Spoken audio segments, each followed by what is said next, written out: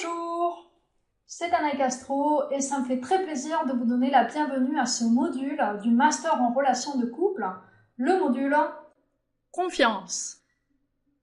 La confiance, c'est une partie essentielle d'un couple. Elle contribue au dialogue, elle contribue à la sexualité, elle contribue à la complicité, elle contribue également aussi au fait que les crises ne soient pas trop délétères, qu'elles ne fassent pas trop mal. Donc c'est quelque chose qu'il faut, qui est vraiment essentiel à la survie du couple.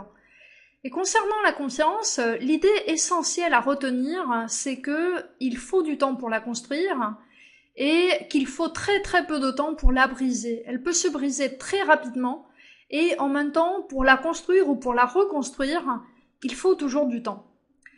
Donc qu'est-ce que ça veut dire ? Eh bien, ça veut dire que vraiment vous devez en faire une priorité, que c'est quelque chose d'extrêmement important et que vous devriez être en train de construire sur une base permanente, ne pas attendre que la crise arrive avant de vous occuper du fait qu'il y ait un bon niveau de confiance dans votre couple.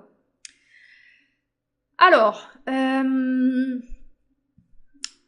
deux conseils importants en termes de confiance. Le premier, c'est, ça va de soi, hein, pour éviter une rupture, une cassure de la confiance, dans la mesure du possible, c'est très important de connaître les points fragiles de votre partenaire. Et là-dessus, je vous renvoie à la partie sur communiquer et la partie sur comprendre. Donc, pour bien vous assurer que le dialogue, il passe, c'est très important que vous compreniez qu'est-ce qui fait du mal à votre partenaire, qu'est-ce qui, pour lui ou pour elle, constitue une rupture irréparable de la confiance. Et c'est pour ça qu'il ne suffit pas de dire,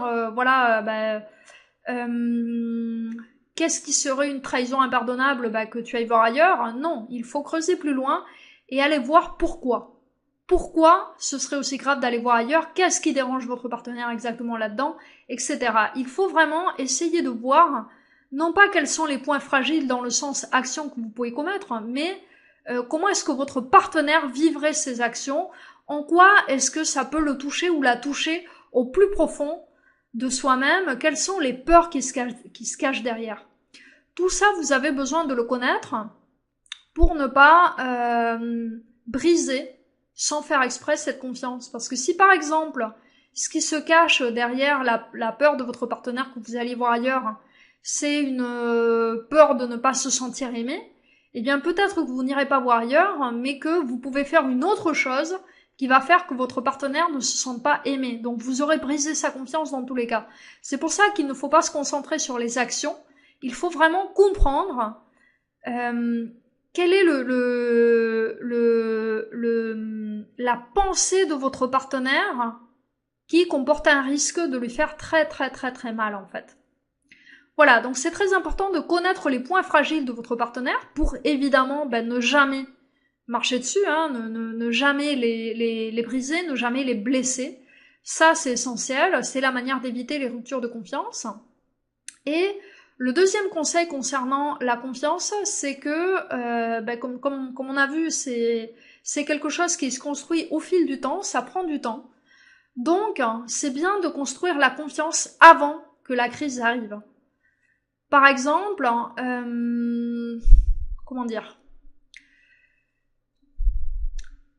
si vous construisez une confiance très très forte, par exemple, sur le fait que vous n'allez jamais vous insulter, eh bien le jour où il y aura un gros problème, une grosse dispute, un gros désaccord, vous n'allez pas avoir la peur que ça dérape et que vous fassiez énormément mal en fait. Peut-être que habituellement vous faites du mal, vous vous insultez, ou vous dites des choses désagréables, etc.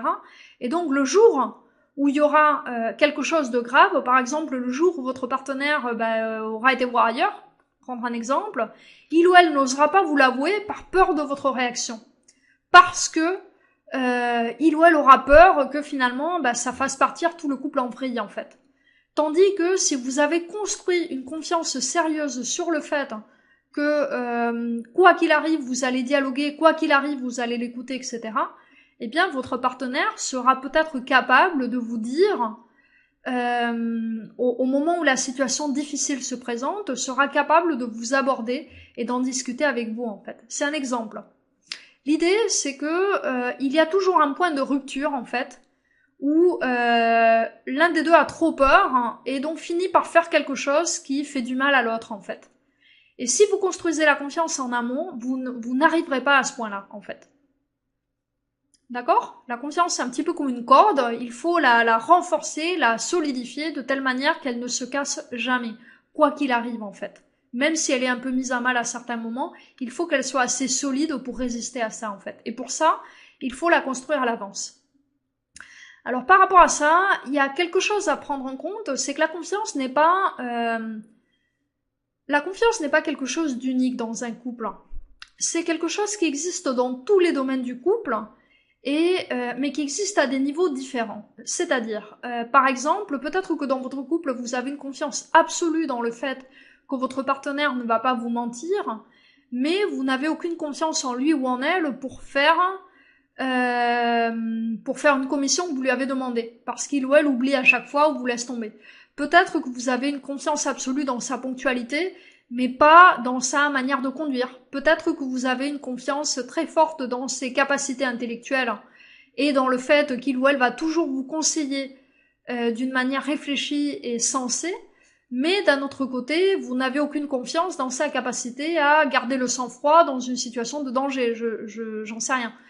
Donc l'idée aussi, c'est que il va falloir voir avec votre partenaire quels sont les domaines où votre confiance est un peu fragile, celle de l'un ou l'une, ou celle de l'autre, ou celle des deux, et travailler ensemble sur ces domaines-là. Il faut avoir conscience, en fait, que la confiance, elle n'est pas pareille partout, elle est toujours existante dans certains domaines d'un couple, et inexistante ou faible dans d'autres, en fait. Et il faut la travailler en fonction des domaines où vous pensez que c'est important de la renforcer. Voilà pour la théorie sur la confiance. Voyons maintenant quelques conseils pour vous aider à améliorer la confiance dans votre couple ou avec votre partenaire. 3 conseils, j'ai 3 conseils à partager avec vous. Le premier, c'est que la confiance, c'est une sensation. C'est pas quelque chose de rationnel, c'est un ressenti.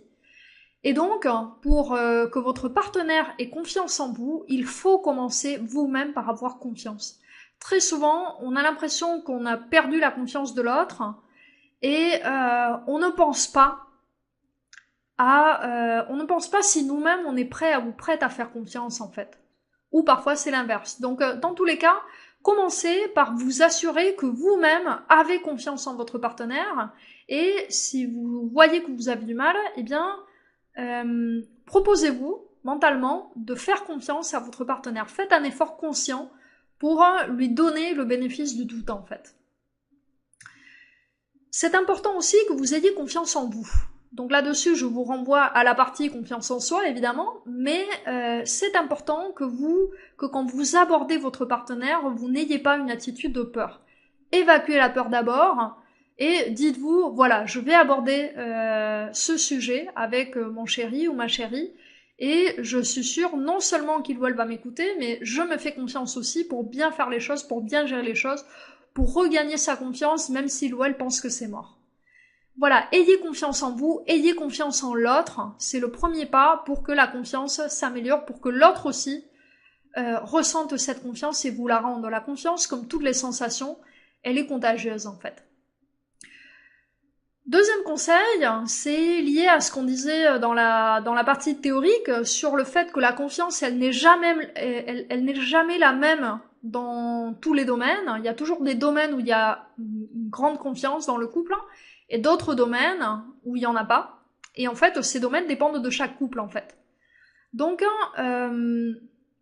essayez de dialoguer avec votre partenaire pour voir quelles sont les choses sur lesquelles il ou elle ne vous fait pas confiance, pourquoi, qu'est-ce qu'il lui faudrait pour vous faire confiance dans ce domaine-là, par exemple, pourquoi tu ne me fais pas, pourquoi tu n'as pas confiance en moi dans le fait que je puisse, j'en sais rien, faire les courses à ta place, ou réparer telle chose à ta place, ou conduire ta voiture.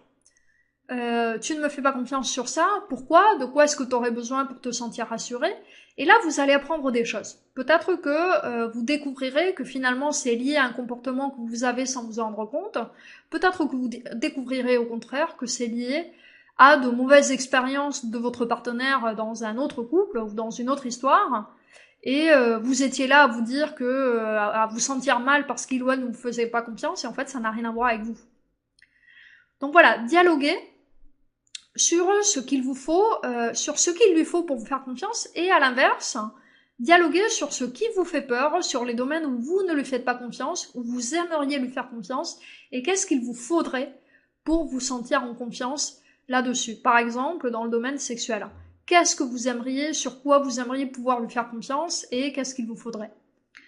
Ça va vous permettre non seulement d'obtenir des informations qui vous permettront de travailler la confiance, mais le simple dialogue en lui-même va augmenter la confiance entre vous.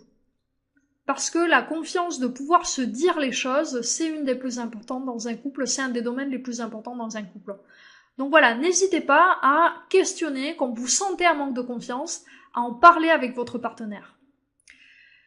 Troisième conseil, une fois que vous avez détecté avec votre partenaire un domaine où vous aimeriez qu'il y ait plus de confiance, eh bien, travaillez sur ce problème. Par exemple, au niveau, voilà, on va prendre l'exemple sexuel. Mettons que vous ne vous sentez pas à l'aise pour proposer des choses au lit, ou que vous ne vous sentez pas à l'aise pour demander ce dont vous avez besoin, ou au contraire, vous sentez que votre partenaire n'est pas à l'aise pour dire non, ou pour proposer des choses, ou pour voilà. Donc, mettez-vous d'accord et entraînez-vous consciemment, c'est-à-dire jouez un petit peu, testez des choses, faites des exercices pour ça. Dites, voilà, par exemple, aujourd'hui, je ne vais faire que ce que tu me demandes. Donc, demande-moi des choses et je les fais. Et ce jour-là, le but, c'est pas forcément d'avoir un orgasme ou d'avoir, voilà, d'avoir le meilleur sexe du monde. Le but, ce jour-là, c'est de booster votre confiance, d'améliorer votre confiance. Donc réservez des moments où vous allez travailler uniquement sur votre confiance, et donc vous mettez un petit peu de côté le résultat. Vous dites, voilà, aujourd'hui le but, c'est pas grave si on se trompe, c'est pas grave si on se trompe, c'est pas grave si on fait des trucs mal. L'idée, c'est qu'on se donne la chance de tester des trucs, de se tromper et de s'améliorer. Et si on ne fait jamais rien, on va pas y arriver. Donc entraînez-vous, pratiquez. Tout simplement, les activités où vous n'avez pas confiance, pratiquez-les ensemble pour petit à petit vous améliorer ensemble et pouvoir vous faire davantage confiance. Voilà pour les quelques conseils pour vous améliorer. J'espère que ça va vous permettre de vous améliorer sur cette question de la confiance dans le couple. Voilà, j'espère que cette partie du master en relations de couple vous a plu, et je vous dis à très bientôt sur le reste du master.